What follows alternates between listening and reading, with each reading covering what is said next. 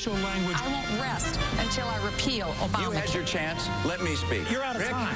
Forcing girls to take an inoculation. Just because our economy is sick doesn't mean our values are sick. It is a Ponzi scheme. My 999 plan is a bold solution. This country is never again going to bail out corporations. I will build the fence. We know how to secure the border. This is about nation building at home. The American people create jobs, not government. Government's not very capable of managing almost anything. Middle-income Americans need a break, and I'll give it to them. This economy is on life support. If you are too big to fail, you are too big.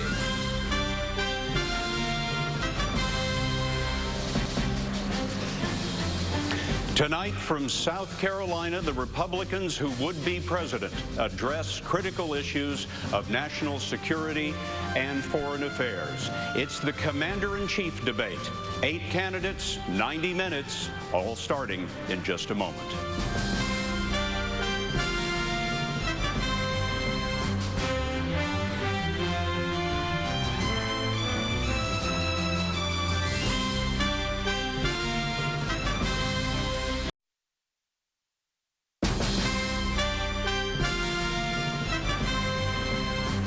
Good evening from Wofford College in Spartanburg, South Carolina. I'm Scott Pelley with CBS News, along with my colleague Major Garrett of National Journal. In just under a year now, Americans will go to the polls to choose a president. Tonight, CBS News and National Journal are pleased to bring you a discussion of the issues by the Republican candidates for their party's nomination. The focus will be foreign policy and national security, the president's role as commander-in-chief. Consider this. The 9/11 attacks came in the 8th month of a new presidency, the Bay of Pigs in the 13th week, and the Civil War on the 40th day of a new presidency. Reminders from history that a president must be prepared to deal with a crisis from day one. The ground rules for tonight's debate are simple. A candidate who is asked a question will have 1 minute to respond, and then at the discretion of the moderators, there can be a 30-second follow-up or a 30-second rebuttal from another candidate.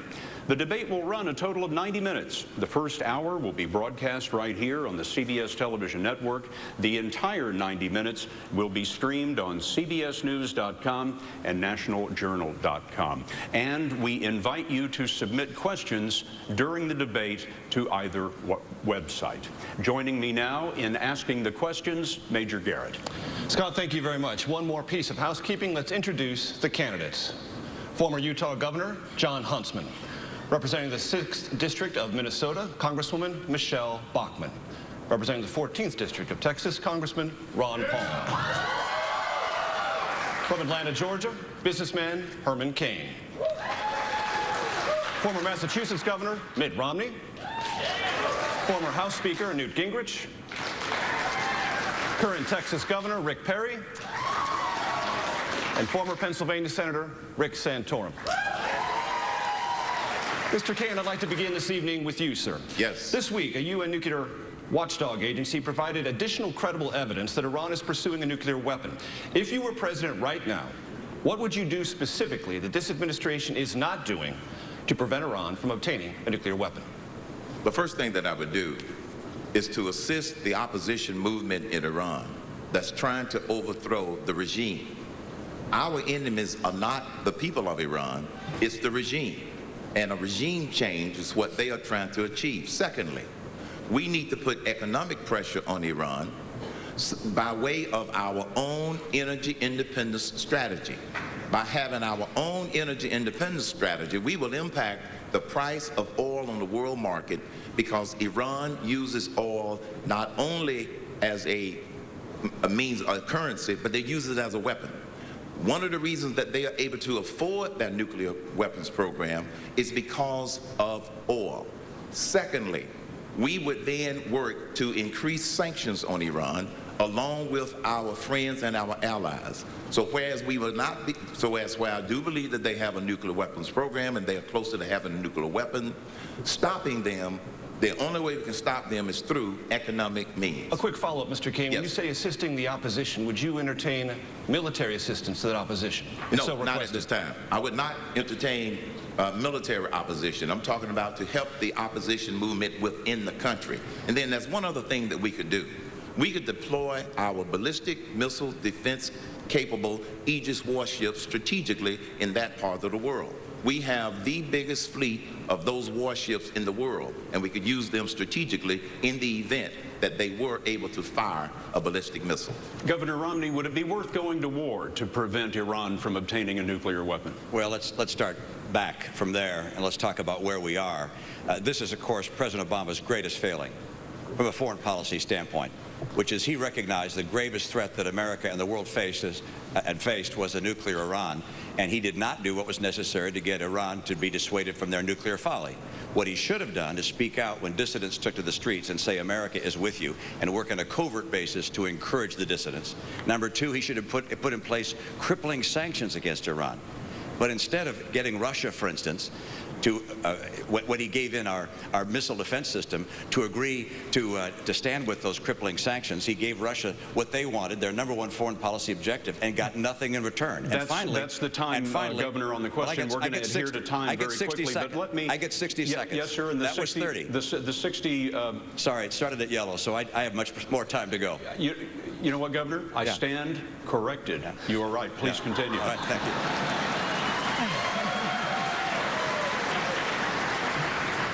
Finally, the president should have built credible threat of military action and made it very clear that the United States of America is willing, in the final analysis, if necessary, to take military action to keep Iran from having a nuclear weapon. Look, one thing you can know, and that is if we re-elect Barack Obama, Iran will have a nuclear weapon.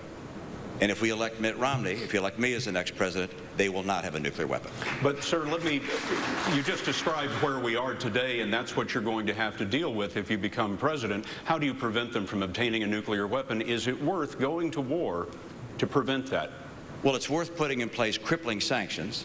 It's worth working with the insurgents in the country to encourage regime change in the country. And if all else fails, if after all of the work we've done, there's nothing else we can do besides take military action, then of course you take military action. It is unacceptable for Iran to have a nuclear weapon. We will not allow Iran to have a nuclear weapon. This term unacceptable has been applied by several presidents over history, and our current president has made it very clear that he's not willing to do those things necessary to get Iran to be dissuaded from their nuclear folly. I will take a different course. I will make sure that the sanctions, diplomatic pressure, economic pressure, and support of insurgents within the country help them become dissuaded to get away from their nuclear ambition. This time it is time. Yeah, and finally have that military threat out there. On the follow-ups. We're going to try to adhere to the time. Mr. Speaker, is this the right way to look at this question, war or not war? Or do you see other options diplomatically or other non-war means that the United States has at its possession with dealing with Iran that it has not employed? Well, let me start and say that both the answers you just got are superior to the current administration. There are a number of ways to be smart about Iran and relatively few ways to be dumb, and the administration skipped all the ways to be smart. Could you tell us the smart ways, sure. Mr. Speaker? First of all, maximum covert operations to block and disrupt the Iranian program, including taking out their scientists, including breaking up their systems, all of it covertly, all of it deniable. Second, maximum coordination with the Israelis in a way which allows them to maximize their impact in Iran. Third, absolute strategic program comparable to what President Reagan, Pope John Paul II, and Margaret Thatcher did to the Soviet Union, of every possible aspect short of war, of breaking the regime and bringing it down.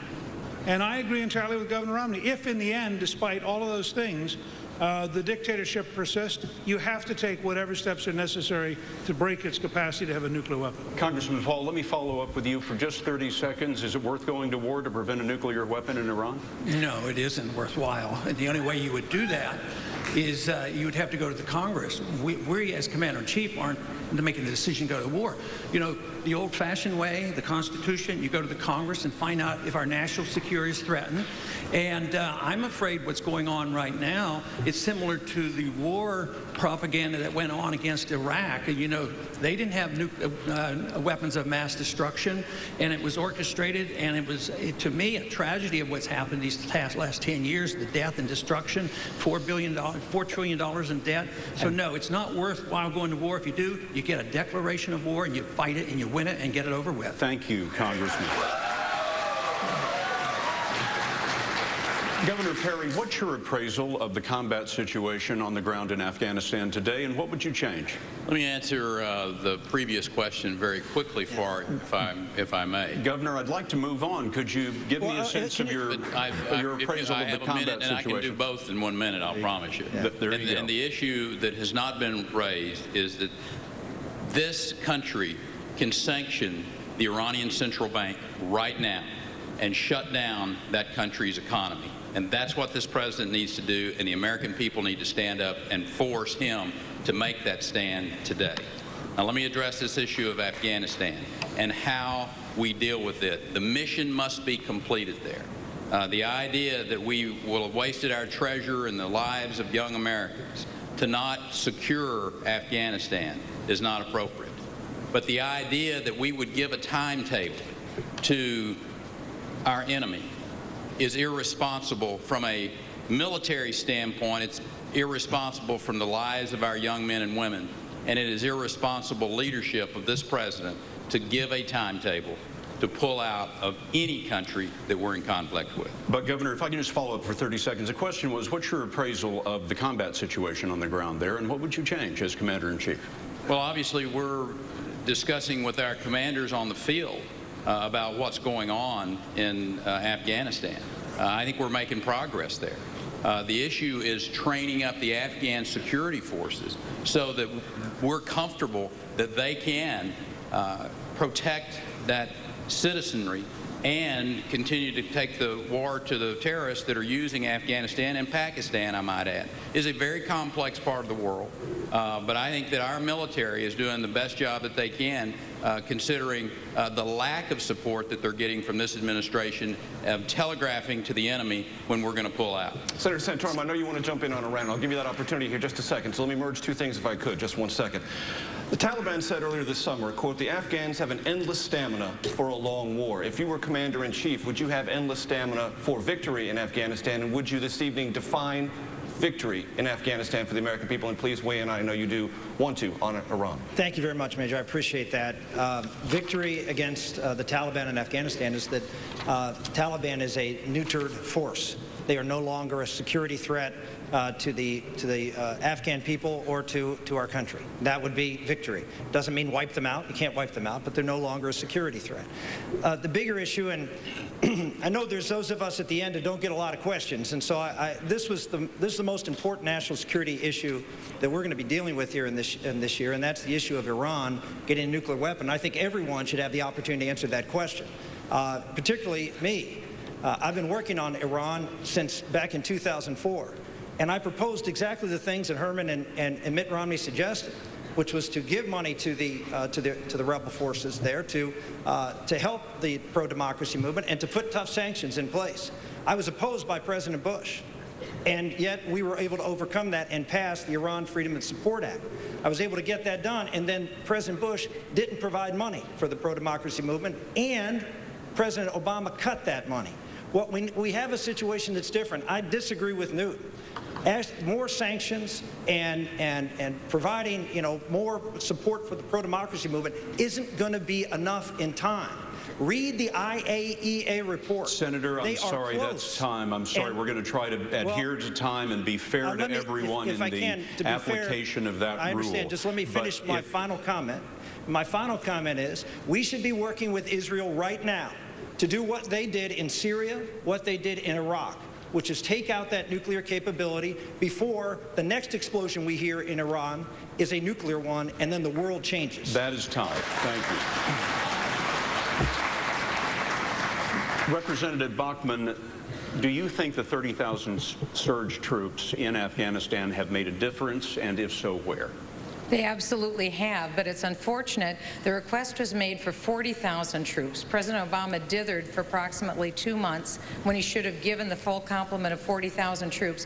When he gave 30,000 troops to the effort in Afghanistan, that meant that a decision had to be made. With 40,000 troops, they could have conducted the war going into the southern province in Helmand and also going into the eastern province and dealing with the problem all at once and coming to victory that much sooner and bringing our troops home.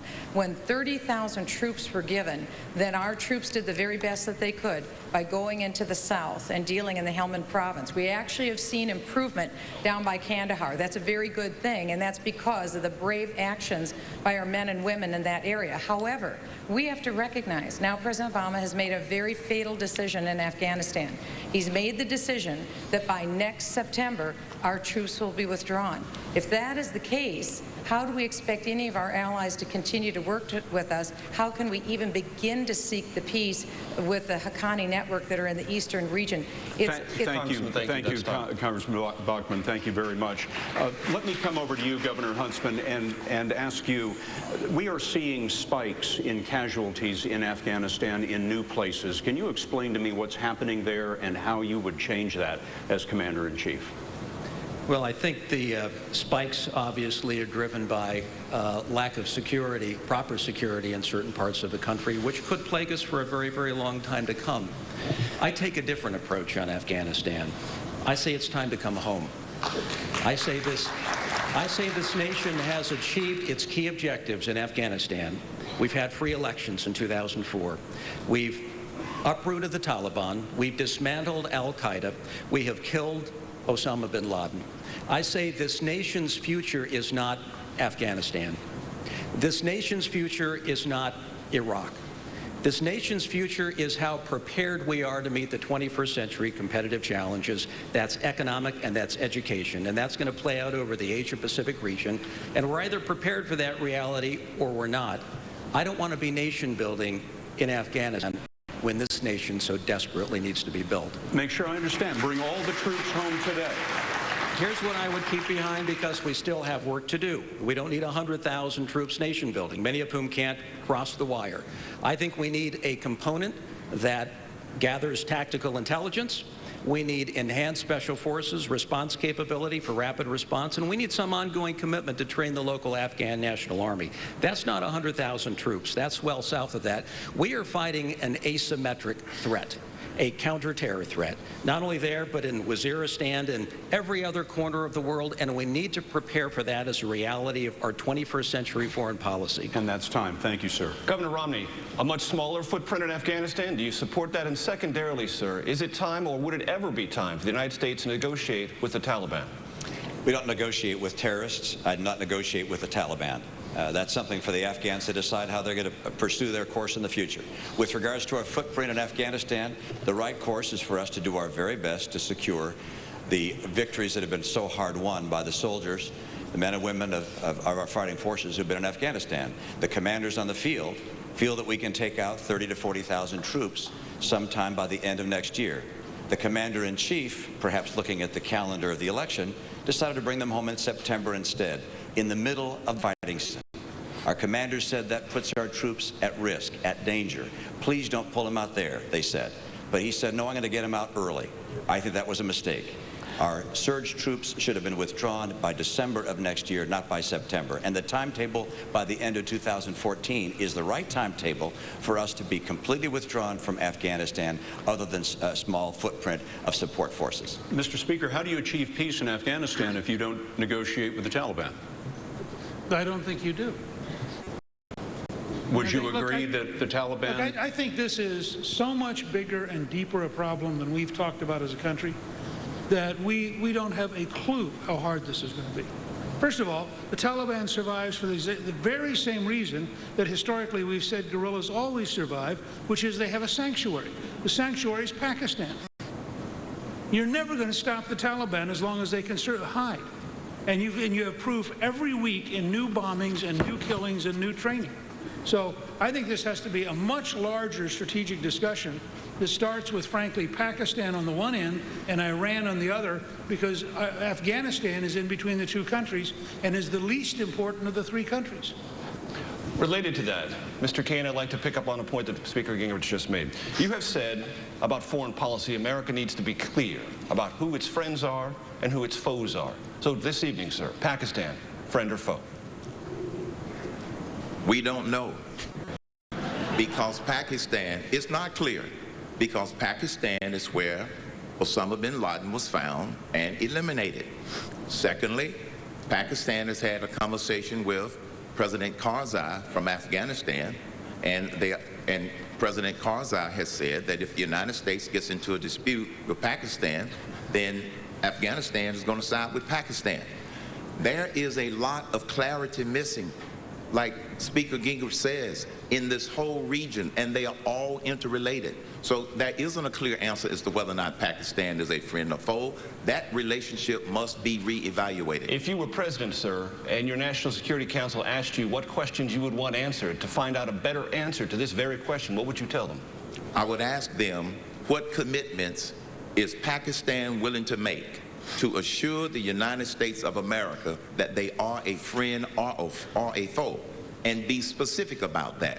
Will they make commitments relative to the commitment of their military? If we have to make commitments, are they willing to come to some regional agreement about what we need to do? We need a regional strategy in that area of the world, such that all of our allies, we work together in order to come up with those things that will be mutually beneficial to everyone. Those are the questions that need to be asked. Governor Perry, why is Pakistan playing a double game, saying that it supports the United States one moment and then supporting terrorists who are killing American troops the next? What's going on there? Listen, I think we're having an interesting conversation here, but the deeper one is that the Speaker makes a reference to is the whole issue of foreign aid. And we need a President of the United States working with a Congress that sends a clear message to every country. It doesn't make any difference whether it's Pakistan or whether it's Afghanistan or whether it's India. The foreign aid budget in my administration for every country is going to start at $0. $0. And then we'll have a conversation. Then we'll have a conversation in this country about whether or not a penny of our taxpayer dollars needs to go into those countries. And Pakistan is clearly sending us messages, Mitt. It's clearly sending us messages that they don't deserve our foreign aid that we're getting because they're not being honest with us. American soldiers' lives are being put at jeopardy because of that country and the decisions that they're making. And it's time for us as a country to say no to foreign aid to countries that don't support the United States of America. That's time, Governor. Governor, let me give you 30 seconds in the follow-up to go back to the question. Why is Pakistan playing this double game? Help us understand what's going on there. They've been doing this for years. Their political people are not who are in charge of that country. It's the military. It's the Secret Service. That's who's running that country. And I don't trust them. And we need to send clear messages. We need to do foreign aid completely different. I'm telling you, no dollars going into those countries. As a matter of fact, if they want any American aid, any country, unless we say differently, then American manufacturing, big companies, small companies going in to help create economic impact in those countries, Governor. rather than just dollars flowing into some administration. Thank you very much. Congresswoman Bachmann, you serve on the Intelligence Committee. I'd like to get your assessment of what you think is happening in Pakistan, especially with the Haqqani Network. And you know from sitting on that committee that those in the diplomatic corps in this country and even the Intelligence Committee believe that there is a tangible benefit at times to properly applied foreign aid from this country. So I want to know if you agree with the governor on that question starting at $0, and also your assessment of the intelligence situation in Pakistan and what we should do about it.